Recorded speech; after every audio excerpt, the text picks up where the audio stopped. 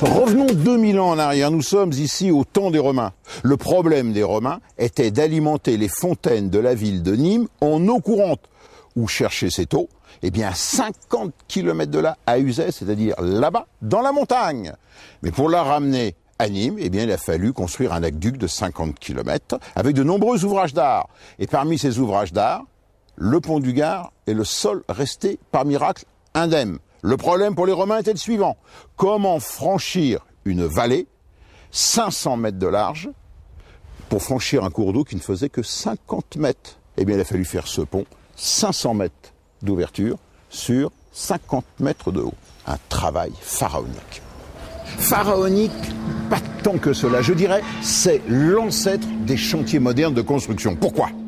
Parce que d'abord, chaque bloc de pierre est numéroté et extrait d'une carrière à 800 mètres du chantier.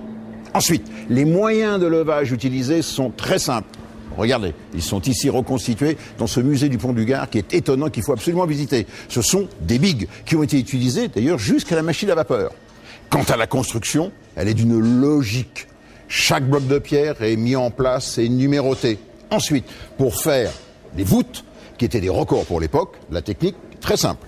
Un encorbellement. Là-dessus, on place un échafaudage en bois. Sur cet échafaudage en bois, on place les blocs de pierre qui sont numérotés. Le tout sans mortier. Ça mérite un grand coup de chapeau. Et tout cela, je vous le rappelle, pour alimenter en eau les fontaines publiques de Nîmes.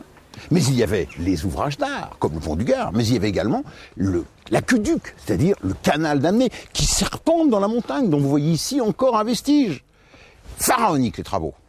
Seulement voilà, au départ, l'aqueduc débitait 40 000 mètres cubes d'eau par jour. 5 siècles plus tard, ce n'est plus que 15 000 mètres cubes, autrement dit un filet d'eau. Point de départ, je vous le rappelle, 1,20 m de large. Point d'arrivée, 40 cm. Pourquoi? Regardez les parois. Là et là. Qu'est-ce qu'il y a? Eh oui, des dépôts de calcaire. Comme quoi, vous voyez, les Romains avaient pensé à tout. Ça fait ça.